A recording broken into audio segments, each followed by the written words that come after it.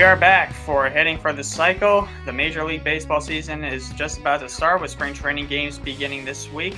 I'm Ryan Touhey. That's Ben Kruse. Ben, how are you doing today? Good, Ryan. Officially, we have some MLB games today.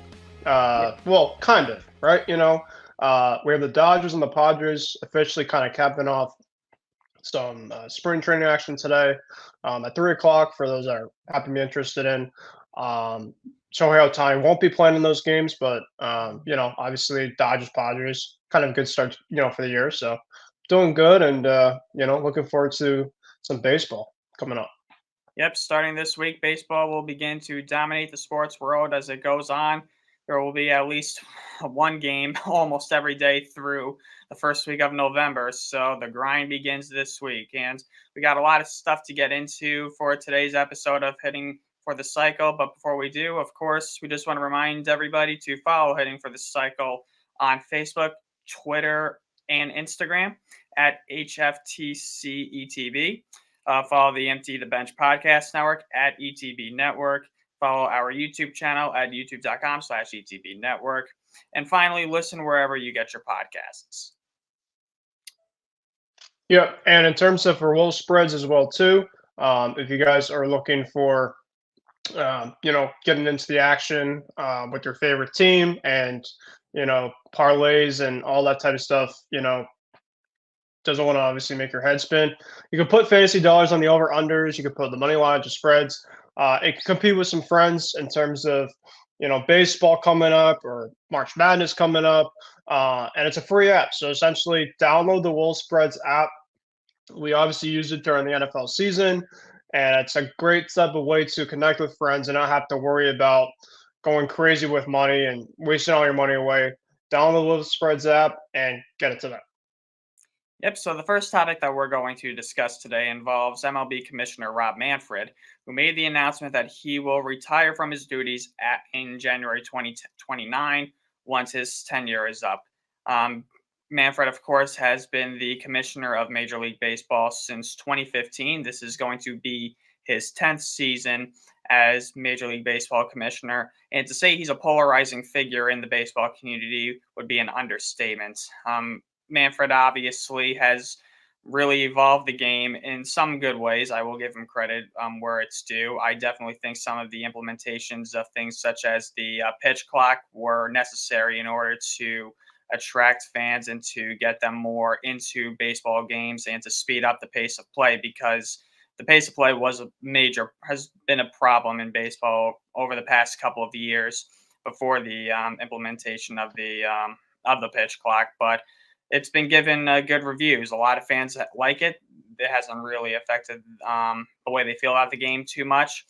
And, I will give him credit there where it's due. But Manfred also has made a lot of controversial moves as the commissioner as well.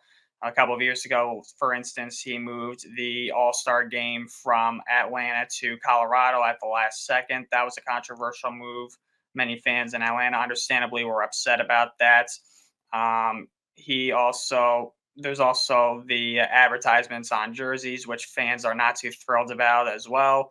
The jerseys themselves, which we discussed in our last episode. So yeah, he's a polarizing figure. I personally am not the biggest fan of Manfred. The commissioner of baseball is kind of a thankless job to begin with. It's hard to be liked, in my opinion, by the majority of baseball fans.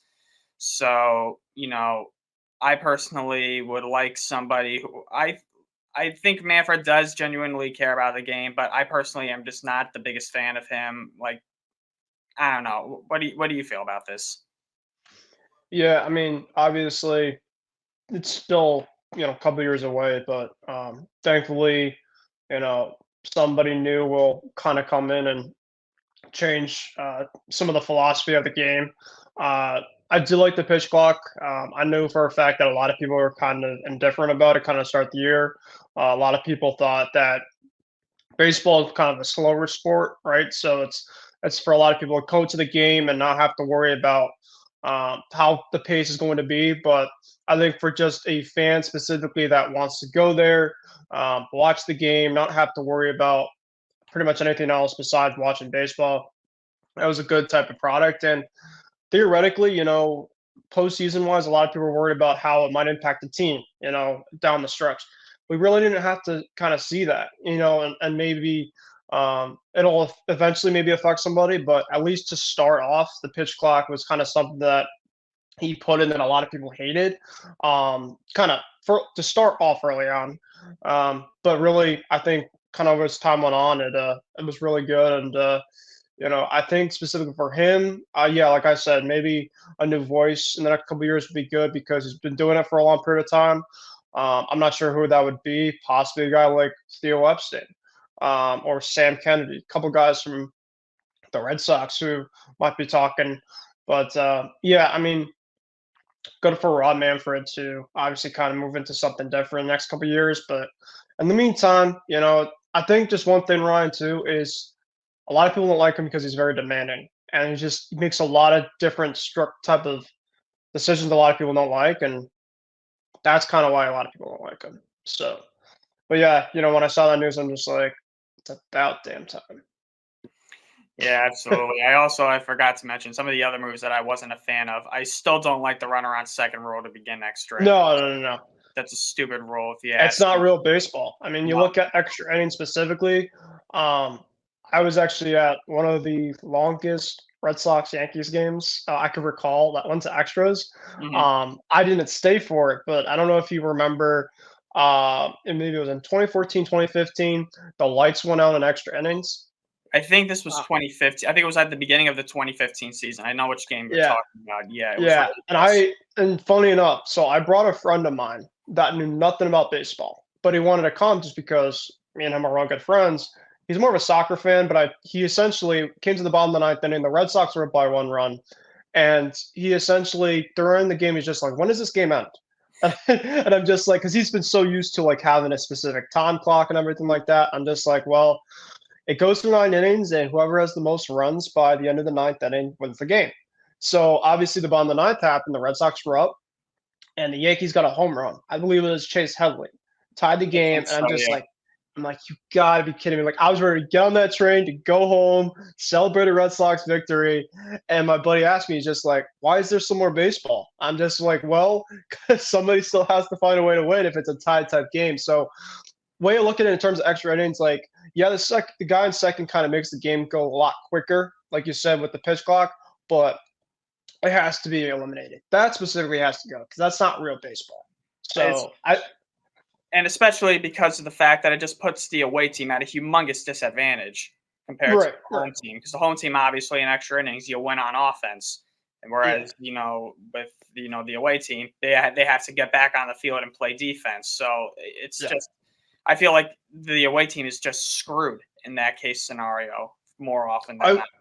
I will say this though, they didn't use it for the postseason, right? They did They not use don't the use it extra. for the postseason now.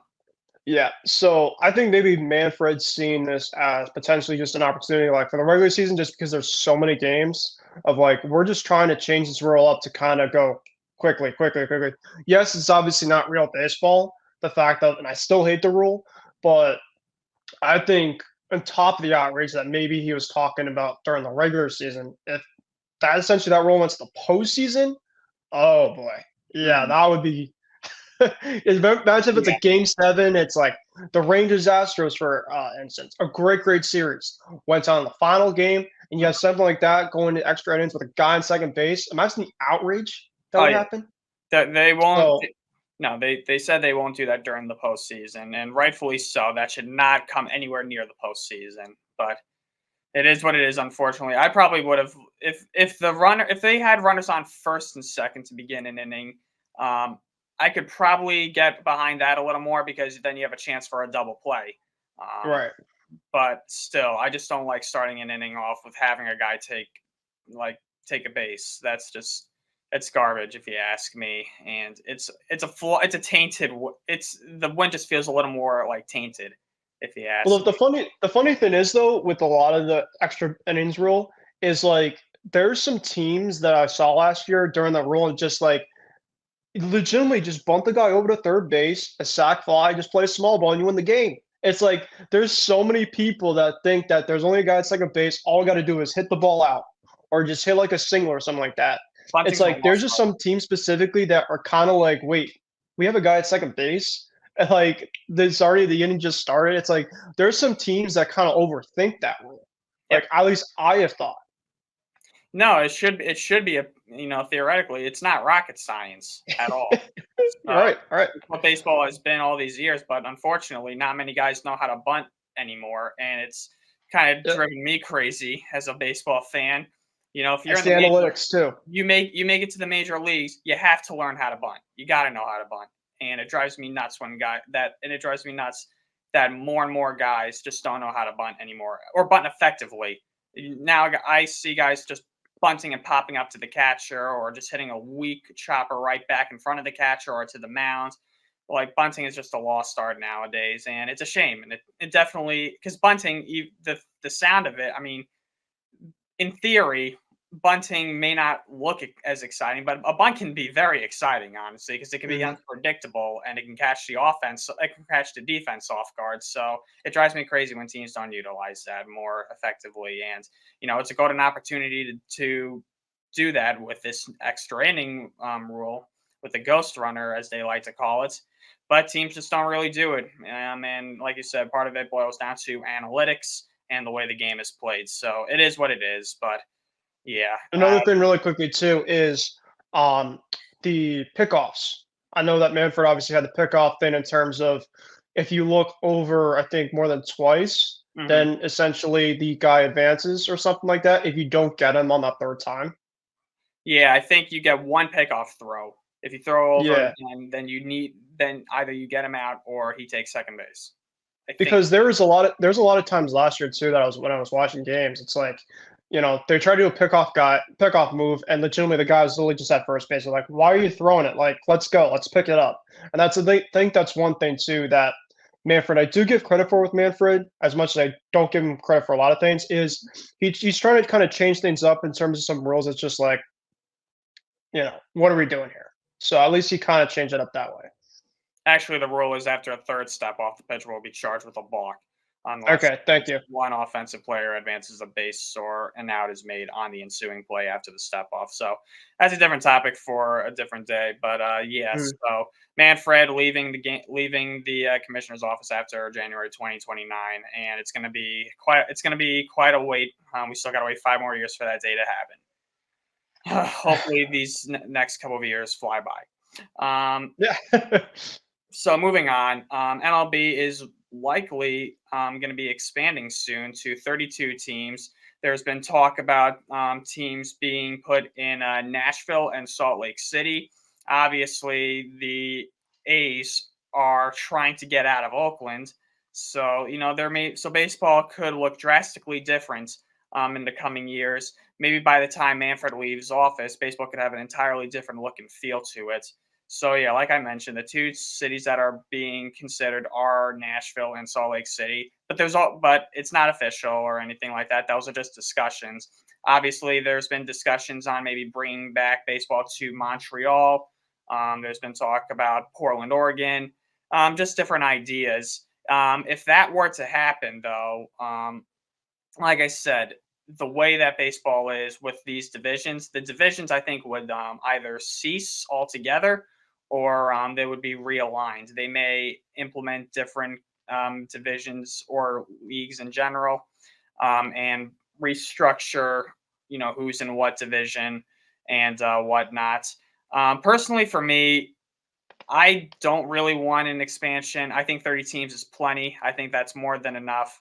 Um, but if it happens, it happens. I'm not the commissioner. I got no say in this. But if it does happen, I will say then can we please, for me, speaking as a baseball fan, if you expand to 32 teams, that makes it, I would assume, one per league. So it's 16 teams in one league, 16 teams in the other. If that happens, can we please get rid of interleague play like I can't stand interleague play. It's been watered down so much. I get some fans, I get most baseball fans do like interleague play, especially they're fascinated with matchups like Mets Yankees, Dodgers Yankees, and things like that. I could care less about the Subway Series as a Yankee fan. And I really don't care for watching my team take on teams like the Padres or the Rockies and so on and so forth. Like, who cares? I'm more interested in seeing teams around the American League. When baseball went back to a balanced schedule last year, and I saw the way that they were structuring it and how they were playing everybody against everybody. I was very disappointed. I would have liked to, if they wanted to decrease the amount of divisional games from 19 to 13 or whatever, I had no problem with that. I thought it was too many times that we were seeing our teams take on each other and other teams in the American League East. But I wanted more intra-division games. My team to face, teams from the AL Central or the AL West more. I wanted more American League games. I wanted to go back to more of a traditional way that the game used to be. I'm an old school baseball fan. Interleague play's been around since I was born. I was born in '97, and that was the first year interleague play was around. And the fact that I don't even like interleague play says something. I like just league play only during the regular season, and a major reason for that is because it brings more prestige and specialty to events like the All-Star Game and the World Series. In my opinion, that is. I know many people would beg to differ and say, you're outdated and everything like that. That's the way that I feel. But yeah, in terms of expansion, I personally am not necessarily a fan of it. I like 30 teams. I think that's more than enough. If some teams are going to relocate, then so be it. I'm not thrilled about that necessarily, but I understand some situations, there aren't many other options left, especially when it comes to the A's. We'll see if they even leave Oakland at the. We'll see. That's a convoluting situation there. But I mean, what are your thoughts on MLB expansion? Are you in favor of it, or are you not in favor of it? I mean, I could take or leave it. I know that place like Las Vegas, where it's obviously really popular. I mean, I've never been there, but obviously the Super Bowl was there this past year.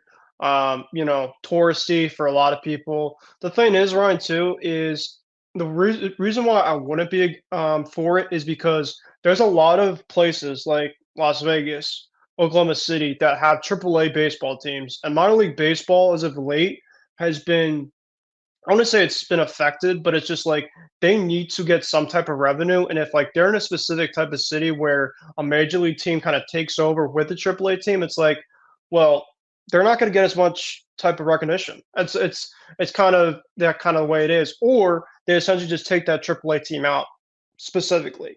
I mean, you look at the Red Sox, right? Um, the Red Sox just had in Rhode Island. Obviously, there's no baseball team in Rhode Island, no pro team in Rhode Island, but they used to have the Pawtucket Red Sox. Pawtucket Red Sox left because they weren't able to finance specifically enough income for a new team, and their stadium essentially was outdated. So they moved to Worcester, and a lot of people in on Rhode Island and stuff were outraged. They're just like, why did they leave and stuff like that? Because obviously Worcester, you bring in a new stadium. It's in a city specifically like that. And so it's like, yeah, I mean, I get specifically they're trying to talk with some teams expansion. I mean, the A specifically, a lot more fans I feel like would come if they went to a different place because Oakland, it's just so outdated. I mean, maybe a place like Nashville, like you said, for instance, they have the national sounds. It's just like, it's not like these teams don't have professional teams. They just don't have specifically some teams that are on the highest level compared to some other cities that already have pro teams. So that's essentially kind of why they're trying to expand it. I kind of agree with you too. I would like to kind of be more old school because, I mean, heck, the Red Sox and Yankees didn't play each other last year until July. That should not happen. They should be able to usually play like April, May, like once or twice maybe this summer, and then maybe like August, September. That's pretty much how it should be. Make up because there's so much interleague baseball, which I was kind of for the last couple of years, but it's just like, all right, we kind of get it. Maybe like every other couple of years, maybe do it, but it's like every year, it's like, it's not really. It just doesn't kind of feel the same. I don't know if that kind of makes sense or not, but that's how I feel. No, that's definitely the way I feel. Growing up, there was interleague. Like I said, interleague play's been around since I've been born. Growing up, they did have interleague play on a few weeks during the summer. It was limited though. It would take place one weekend in May, and then it would take place during June, and it would end right before the All-Star break began. So if you limit interleague play, okay, I can kind of get behind that a little bit more. But I just think interleague play is just I think it's just overstayed its welcome at this point. And like I said, I just don't really care to see the Yankees take on National League teams like the Rockies. Or yeah, I'm taking a lot of shots at the Rockies right now because like who cares about them, or the Yeah, Marlins or I whatever. mean, I yeah, just I don't find anything appeasing about that matchup. I find nothing appeasing about it, and the fact that and also, it's a universal DH now, and I know a lot of people have been calling for that now. But I liked it when pitchers hit in the National League because it gave the leagues their own. This is just my opinion. It yeah, gave the leagues their own identity. That's why I was not a fan of the universal DH. I understand why people are fans of it. No one wants to see a pitcher yeah, get up to the plate and hurt themselves. I get it. yeah. I get it, but I liked how the leagues had their own identity, and and like I said, I just feel like the prestige and the specialness of events like the All Star Game and the World Series are just gone because of interleague play. It's just too much of a good thing is not always the best thing, if you ask me, and that's the way I feel about interleague play. And yeah, I think 32 teams is also just too many teams for baseball, if you ask me. However, I do think this is going to happen before Manfred leaves in 2029. I think it's kind of an inevitability at this point. So it is what it is. And yeah, that's where I stand on that. So moving along here, I'm sure you'll have plenty to say about this. Red Sox third baseman Rafael Devers basically just called out the front office. The Red Sox obviously have been kind of a controversial team this offseason with the lack of moves that they've made. Their fans, such as yourself, are not happy, understandably so. As a Red Sox fan, I'll let you dissect this a little bit more. Sure. So this week, obviously, the Red Sox, like you said, have had pretty much a ultimate disaster offseason after basically, they've been last place the last three out of the last 4 years. Pretty much 2021 was more of an outlier season, if anything. But Rafael Devers, obviously, the only guy now on the 2018 team, specifically that's still on this team, came out this week at spring training with this translator, obviously, because Rafi's from Dominican, and some guys essentially were asking Rafi in terms of the direction of the team. Well, I obviously didn't get the chance to watch it at first because I was at work, but then after work happened, I essentially saw it online, and man, oh man, there was a lot to digest out of that. So pretty much specifically, he is saying, I need help. I need help in the biggest way possible because I got paid $300 million last year as an extension. But if you don't help me, it's just like he could be going in out somewhere in the next couple of years. I would not put it past him. And he essentially expressed a couple days ago how much he loves the Red Sox, how much he loves the team. But he came and signed that extension thinking that he was getting more help. And he essentially, the ownership lately just has not done anything right. You see myself, questioning. You see Boston media questioning. You see your $300 million player questioning. You see Kyle Van Noy, essentially not even a Red Sox player, but a Patriots player that won a Super Bowl, questioning. Everybody in the Boston area is questioning. You see non-Red Sox fans questioning what's going on. And it's essentially a once. I mean, it's obviously 4 World Series with this ownership. I give them all the credit in the world, but something has changed. And Rafael Devers essentially expressing that I need help. And essentially he said, we're not a bad team, but he's just like, we need to get some talent. He's just like, you know what we need. He essentially said that. He's like, you know what we need. Essentially, what do we need? Starting pitching. And that's why essentially yesterday on my short video, for those that haven't seen it, make sure to see it. I said, time for the Red Sox to be proactive.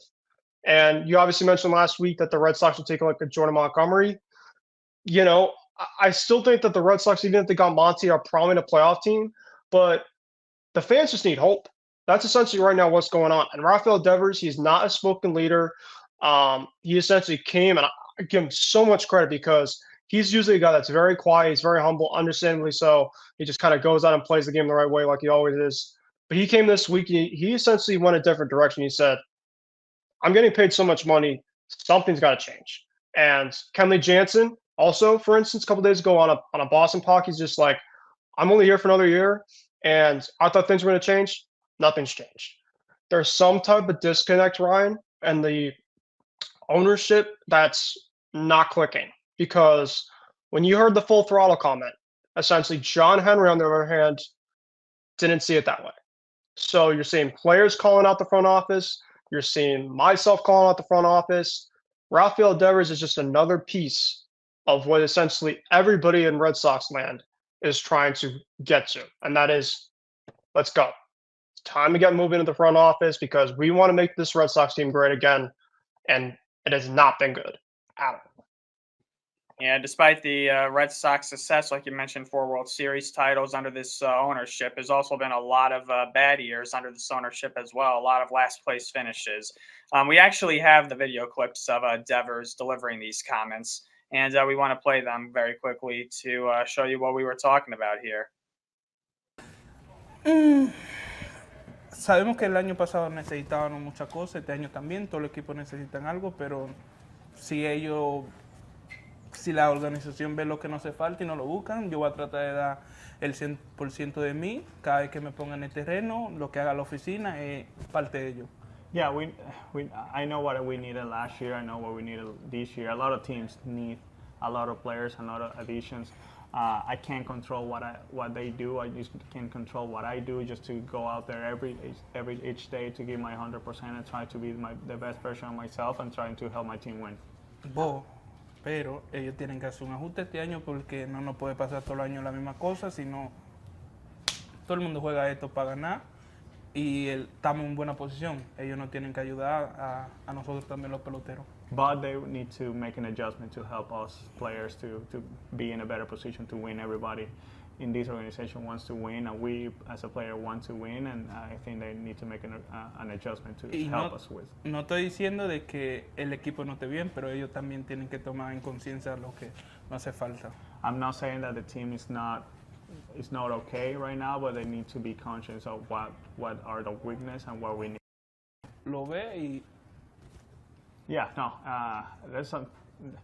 Everybody knows what we need. You know what we need, and they know what we need. It's just some things that I can't say like out loud, but everybody that knows the organization and knows the game know what we need. Did you express that to them yesterday? ¿Qué si les has dicho eso a ellos ayer o en estos días? Tano hoy entramos a una conversación y le toqué el tema, pero no le toqué el tema, sí. Yeah, I talked to them. Yeah, you know. So yeah, that was Rafael Devers making his comments yesterday, and another thing really quickly too, Ryan, that I didn't mention before the video, I'm sorry to cut you off, is he essentially said something that I've tried to glamour for so long. And that essentially, apparently last year, he kind of expressed to the ownership that they're looking too much in the future and not looking at the team now. And he essentially pretty much said what I said. You can win now and win in the future. And that's what the Red Sox aren't doing.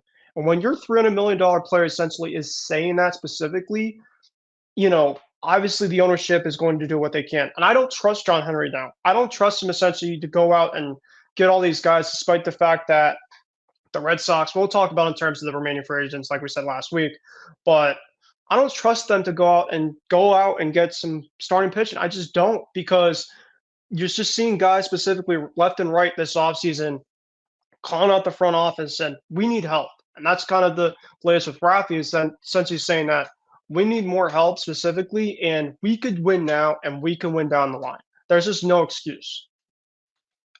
Yeah, going into this season, the Red Sox are projected to only be a 500 team at best.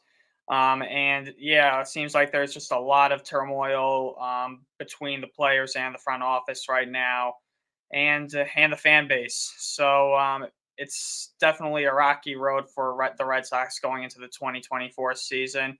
There are many expectations, obviously, but we'll see how they do. I mean, they've gone into seasons where there weren't many expectations, such as 2013 and 2021, and they've exceeded them.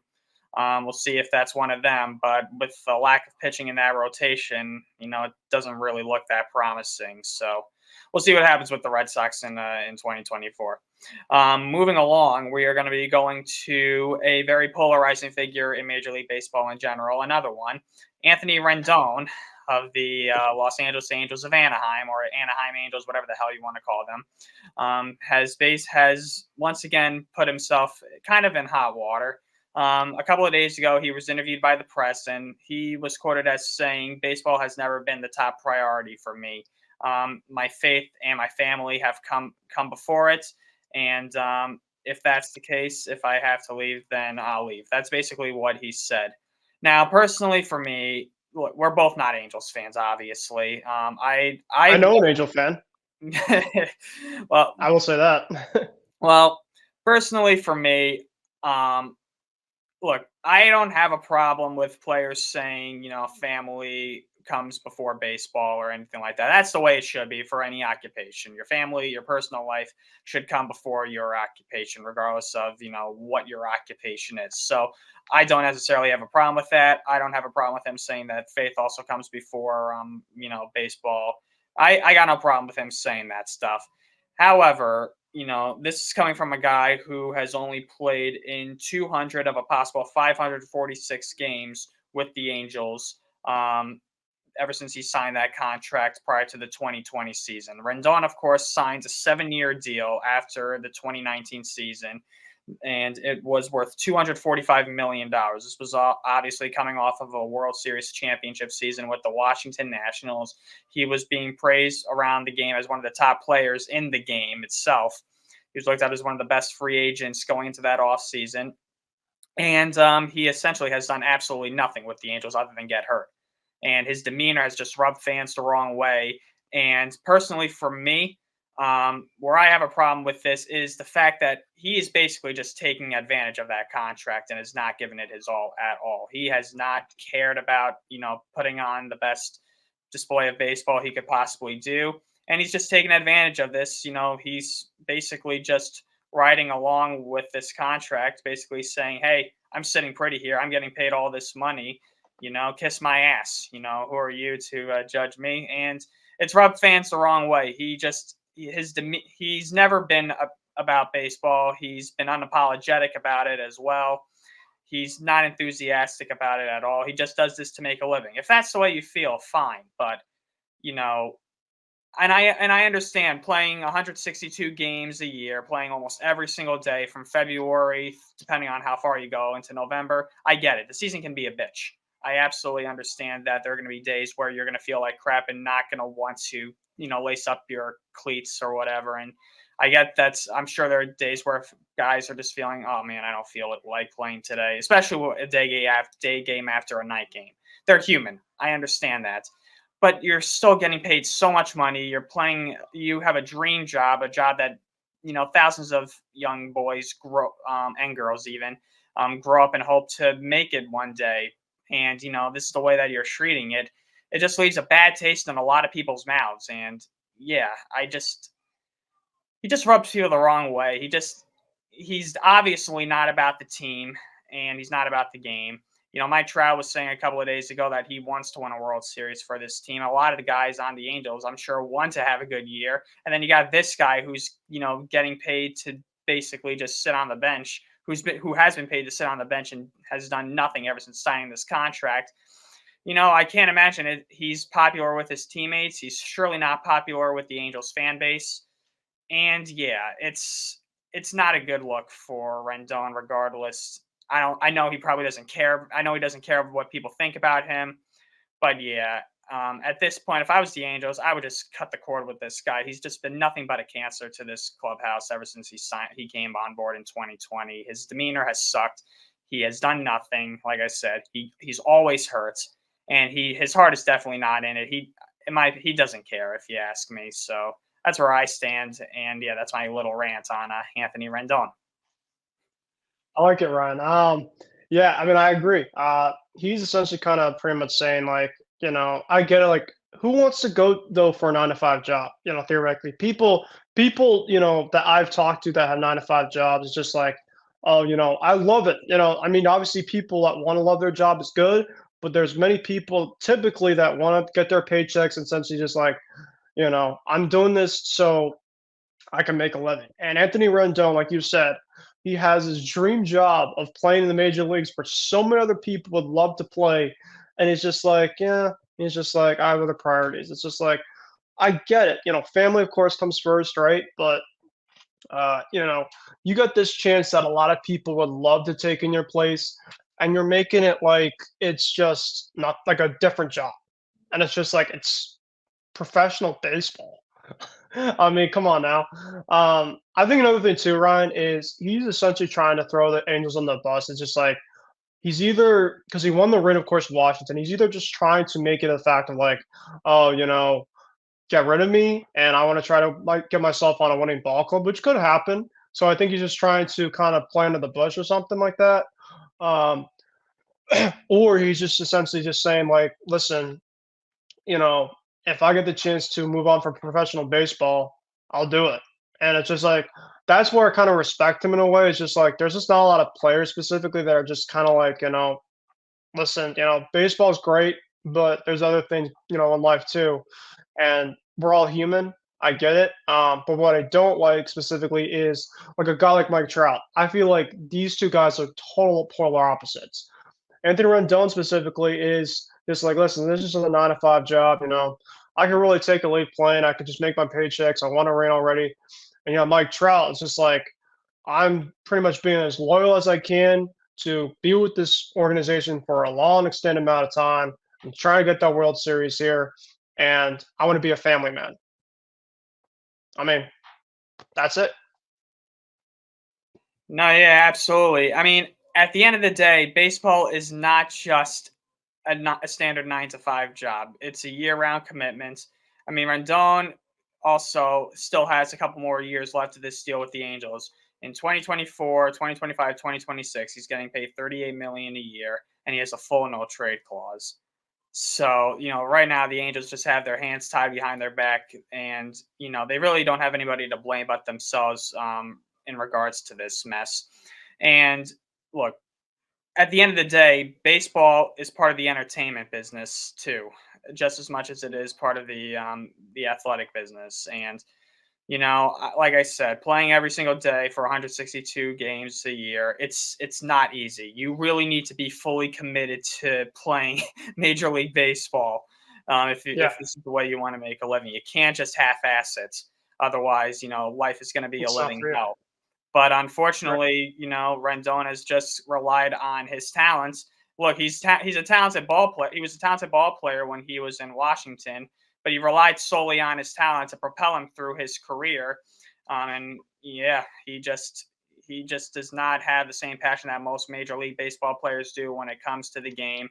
And I just find him to be a jackass at the end of the day, more than anything else. So yeah, so that's the way that I feel about that. There have also been some other moves going on around the league. I mean, obviously, we still have those free agents still available around the league. The Scott Boras guys who we covered in last week's episode, but a couple of moves were made recently. Tim Anderson signed a 1-year deal with the Miami Marlins. How's today? Yep. Yep, that just happened this morning. And Mitch Keller got an extension with the Pirates. He signed a 5-year contract extension with them, so good for the Pirates. Tim Anderson, another interesting character in baseball, to say the least. He's gotten into a couple of arguments and fights with other ball players around the league, and he's got quite the personality as well. So he's going to be going to South Beach this season, going from the Windy City to South Beach. The White Sox obviously are looking ahead to probably another nightmare of a season, and they are definitely looking to unload some of their top players in order to be more flexible with their payroll. And also, some bad news came out earlier this morning for Met fans, of course, because why wouldn't that happen? Kadai Senga most likely will be starting the season on the injured list. Can't make it up, man. You cannot make it up. The only thing that would make more sense or would be equivalent to this is a Yankee starting the season on the injured list. But Kadai Senga has a moderate right posterior capsule strain in his shoulder. Shoulder injuries are no joke, and Also, too, shoulder. yep. I wouldn't be surprised if this leads to where I think it could possibly lead eventually if it worsens. But yeah, not good for the Mets. They don't really have the strongest rotation to begin with. So now that Senga was These are definitely ace. Senga was definitely the best pitcher in that rotation coming into the 2024 No doubt. season. He was the guy that the Mets were relying on. He was going to start opening day, I'm sure, and everything. So now without Senga, that honor may go to Severino. I have no idea. Or maybe the Mets will look to Trump. Quintana. Probably go Quintana. Yeah. Yeah. But now the Mets, maybe this falls into a Boris and his client's favor. Now the Mets are without one of their top arms. Without their top arm, Montgomery and Snell are still available.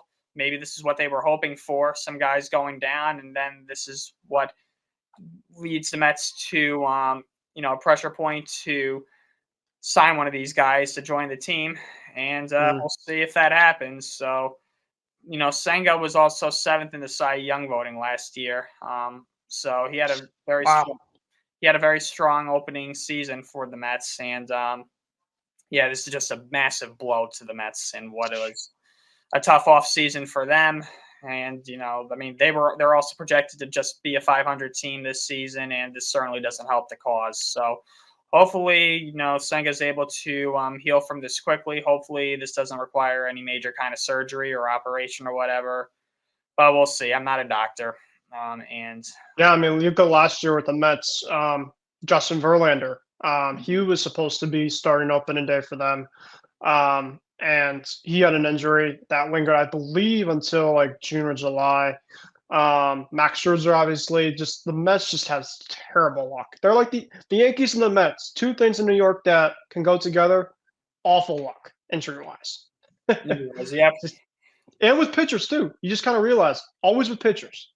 Well, pitchers, nowadays, pitchers with their training regimens and how hard they throw, injuries are now more frequent when it comes to pitchers nowadays than ever before.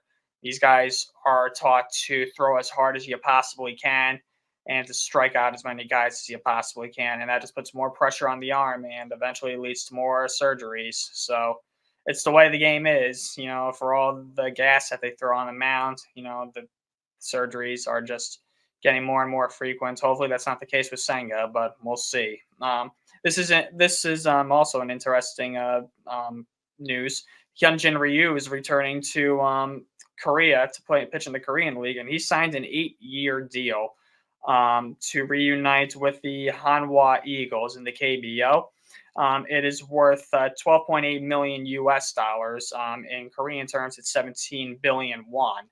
And good for Hyunjin Ryu. And it looks like he's going to finish his professional baseball career where it started. He had some solid years in the big leagues. He was leading the ERA in the National League in 2019. I remember for a long time he had a sub-2 ERA. So congrats to Ryu, and good for him. That's a nice hefty paycheck for him, and he will certainly, I'm sure, be enjoying the remainder of his career in the Korean League. So we wrapped up last week's episode by going through our two teams' lineups in the American League East. So we're going to pick off where we had left off for our final segment of this show. We're going to talk about the remaining teams in the American League East and then shift over to the American League Central. So let's finish up the American League East. So obviously the Yankees and the Red Sox are in two different directions in terms of their expectations going into this season. The Yankees, obviously, the main topics have been Juan Soto, obviously, and also Giancarlo Stanton slimmed down quite a bit entering spring training this year. Yeah, he looks like a totally different person. He got rid of a lot of muscle, trying to get more agile. We'll see if it works. I will say this. For all the headaches Stan causes me year in and year out, nobody works harder than Giancarlo Stanton. He has a very strong work ethic. He puts in more work than almost any baseball player that I've seen. So I will never question his work ethic. That's one thing that I've always admired about Stan, is that he gives it his all. even though sometimes it doesn't always pan out, he does always try to become better. And we'll see how he does this year with a new physique and a new batting stance and a new swing. So I'm just hoping to God he can stay on the field for at least 130 games. That's all I ask from him. And to not hit below the Mendoza line again. At this point, you're going to have to call it the Stanton line. But so yeah, moving along to the other teams in the American League East. How about we start with the Tampa Bay Rays? The Rays, coming off a 99-win season, got off to a fantastic start last year. Their offense, though, is kind of hit or miss sometimes.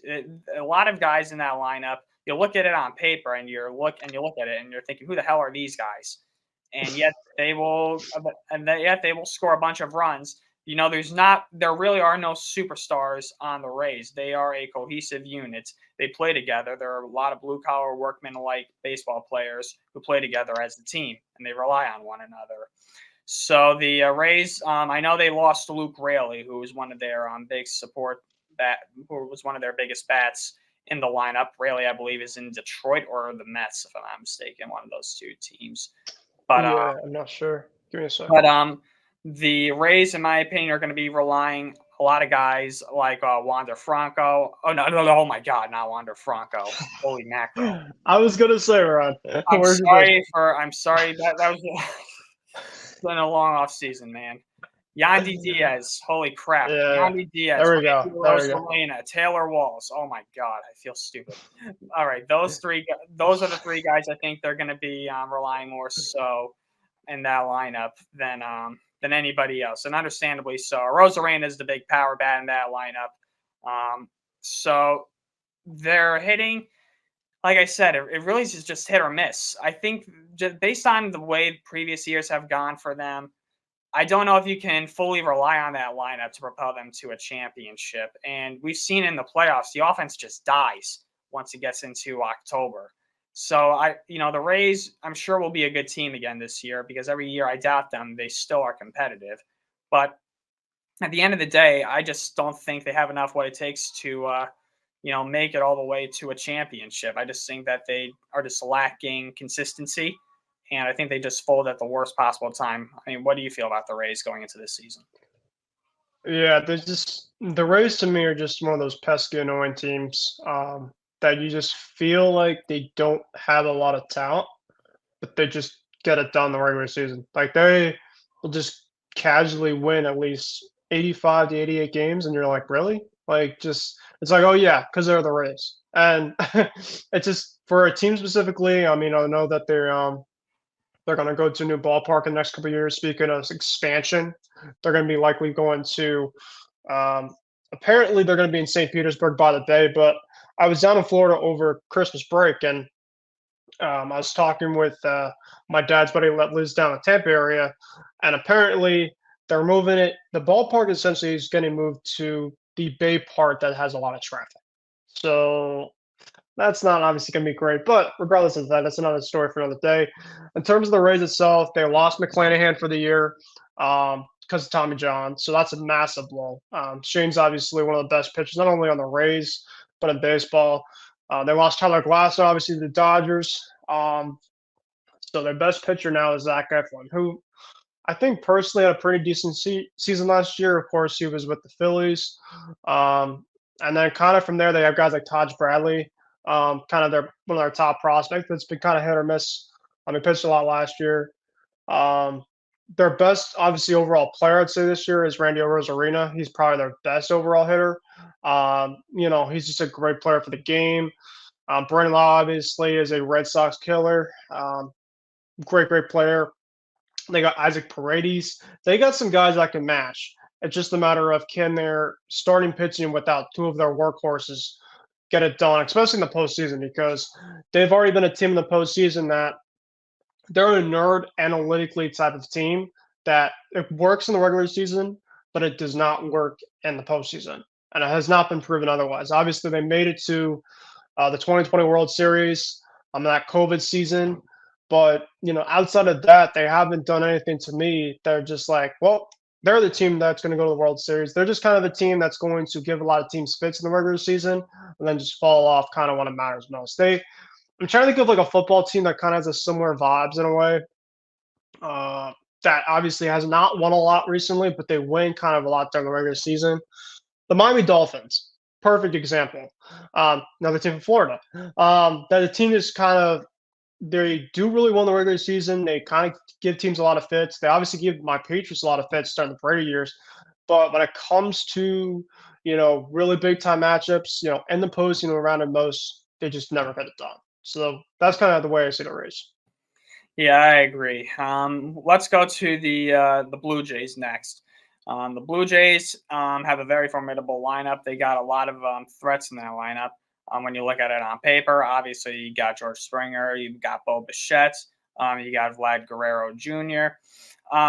But the Blue Jays have always struggled with their starting pitching. It seems like, and this season, going into the season, I don't know how much longer they have of the contending window that they've got right now.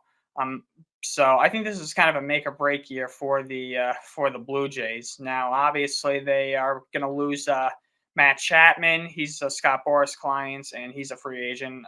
Very high chance that he goes elsewhere, or maybe he's desperate enough to play soon, and the Blue Jays maybe offer him a 1-year deal or something like that. We'll see, But yeah, the Blue Jays are kind of similar to the Rays in that they'll have a good regular season, but when it matters the most, they just can't get it done, and they just fold like a deck of cards. I think the Blue Jays rotation is pretty solid for the most part. I mean, you got Barrios, you got Kevin Gausman. Those are really solid arms out there. But yeah, it really they'll have a good regular season, but like I said, they could be so much better than what they do, if you ask me. They've just been so disappointing, and sometimes it's a lot of mental mistakes that cost them deep in the season. I mean, look at Guerrero getting picked off second base in a critical game. Look no further than that. So yeah, I mean, I think the Blue Jays will have a decent season, but I don't really think that highly of them to begin with. I think they're going to be mostly just playing spoiler, mostly down the stretch, if you ask me. I don't know if they're necessarily a lock for a wild card spot. But yeah, I think the Blue Jays will probably finish somewhere around 85 wins, maybe around the 85 win mark. I think that's the ceiling for them. What do you think? Well, first of all, Ryan, do you happen to know when this trailer's coming out that we've heard for the last couple seasons? I I don't know. All I know Yeah. is this movie has been panned by critics the past couple of seasons. Because that's essentially what they are. They talk a massive game the last couple of years, and there's nothing to show for it. I haven't seen nothing that has shown to me that this type of trailer that's leading to a great movie is evolving. Because the Blue Jays itself, they have decent core, but they are very right-handed in their lineup with a lot of great bats. I'm obviously not discrediting them, but they are kind of essentially they need to get some lefty balance specifically. That I know that they got Dalton Varsho, decent solid player. They have Kevin Kiermaier back, decent player. But you've got a guy in like Cody Bellinger. I just see specifically potentially like the landscape of how much better that lineup could be. It just feels like they're just kind of running the same team back from last year. That you know, decent season, but what does it have to show in the postseason? Just like the race. I think that the rotation. Remember Alek Manoah last couple of years? He won the like I think it I was a literally Cy forgot Young about award. him. I totally He forgot. is completely fallen off. Like I mean, obviously last year he of course went down to the Florida Complex League where he got absolutely clobbered, and then he tried to go back up, and he had to start here and there. Like a lot of stuff relies on Manoah because Manoah kind of even gets back to like I wouldn't say elite form, but just good form. That changes a lot in terms of my overall outlook on this team because when he was pitching well a couple years ago with the Blue Jays, they had a really good year. I know that they obviously have a lot more better pitching than they had when before he was really good, but I think Manoah right now is projected to be their number 4 or 5 pitcher. A couple years ago, he was like their 1 or 2. So that just kind of says a lot. I mean, they have Chris Bassett, they have Barrios. Gossman obviously was really good last year. So, I mean, they have a decent team. They just, when it comes when it matters most too, you can't really trust them. You just can't. Something about Toronto sports, when you can trust them in the playoffs, just never trust them. And even if you do, it's like one type of um, series, and then things just kind of fall apart. It's just kind of the way it is. Tampa sports, obviously, they kind of show with the lighting here and there. But the Bucks, obviously, they've just kind of been mediocre a lot as their franchise. The Rays are just kind of that nerdy over analytical team. So it's just some teams that just do great in the regular season, but then when it matters most, you just kind of know what happens. So that's kind of the way I see the Blue Jays. Probably like 85, like you said, 85 to 87 ones. Yeah, so obviously the final team that we got to cover in the American League East are the defending AL East champions, the Baltimore Orioles. High expectations for the Orioles going into this season. Obviously, they exceeded expectations last season, and people are looking for them to only move up from there. Obviously, coming off the 101-win season. Obviously, their biggest offseason move was bringing in Corbin Burnes to help solidify that rotation. However, they got some bad news in regards to that rotation. Kyle Bradish sprained UCL, will start the season on the injured list, so that already thins out their rotation. So, when it comes to their pitching, obviously you got a reliable arm in Burnes at the top. But, after that, it's a lot of, question marks. Can that rotation follow in Burnes' footsteps? Are they able to help back him up and give the Orioles consistently quality starts? Obviously, the Orioles lineup is phenomenal with Adley Rutschman, Gunnar Henderson, the American League Rookie of the Year winner last season, Ryan Mountcastle, Austin Hayes. So the Orioles lineup's very good. I'm not too worried about their lineup, especially when you got Jackson Holliday coming up at some point this year. So it's mostly just going to boil down to that pitching. That's my biggest concern with them. Will that rotation be able to hold up this season, especially and the bullpen as well? Obviously, they're going to be without their closer, Bautista. He's going to be gone for the year. So, but they do have Craig Kimbrell. They brought Kimbrell in, so he's most likely going to be the closer for them. But we all know Kimbrell's story. You know it better than anybody else as a Red Sox fan. It's always an adventure. It's always an adventure when he takes an adventure. So, yeah, in regards to the way that I feel about the Orioles, I think they're in for a good year. I'm going to say the ceiling for them would be, I'd say 90, 95 wins, somewhere around there. I think they're going to give I'm trying to be as unbiased as possible, but I think they're going to give the Yankees a run for their money. I think the Yankees are going to be fighting with the Orioles for much of this season for first place in the American League East. And, yeah, where do you stand on the Orioles? Yeah, I mean, they obviously are a wagon to be feared this season. Obviously they won the American League East last year, and then obviously this year, of course, they're probably a top 5 farm system overall team. So they essentially, a lot of their lineup has pretty much got guys from ground up and that'll work their way up. Guys like Gunnar Henderson and other guys specifically in their lineup, Ryan Mountcastle, Austin Hayes, Cedric Mullins. They have a great lineup, from last year, and a lineup this year might be even better. So it's just been a really good offseason for them. Of course, you're out of workhorse, which they've been kind of needed for so long, and Corbin Burnes. I know Bradish might be, not starting this season because there's an injury, but they have other guys like John Means, Grayson Rodriguez, Dean Kramer is very underrated. So this Orioles team, to me, right around 95 wins. They're my pick to win the division. I'd say the Yankees are probably in the high 80s, probably 89, 91, kind of around there. But I think when it comes down to it, it will come down to the final week of the regular season. And I think the Orioles will find a way to get their second back-to-back American League East title. I just don't know in terms of the postseason, because the postseason, obviously, we thought last year, I thought at least they would beat the Texas Rangers, and that didn't work out for me. I mean, losing Bautista obviously is massive. That was a big reason why they were really good last year. Craig Kimbrell, obviously, I know him at best. Absolute roller coaster. You just do not know what you're going to get. You might get a 1, 2, 3 inning. You might be also sitting, on your couch, just absolutely going crazy for 35 minutes, 40 minutes without being like, what the world's going on? So that's pretty much kind of what he is. The Orioles, to me, are the best team in the American League. Yeah, definitely. In the East, yes. Yes, yeah. I mean, the Yankees and the Orioles do play a critical series during the last week of the regular season at Yankee Stadium from September. Well, then that's that then. Yeah. So, yeah, that'll be an interesting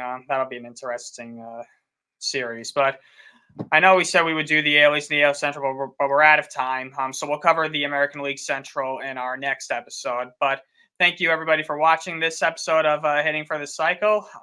Spring training's starting, obviously. Games are here, and the 2024 season will be here before you know it, the regular season, that is. And on behalf of Ben Kruse, I'm Ryan Touhey. Take care and see you next time.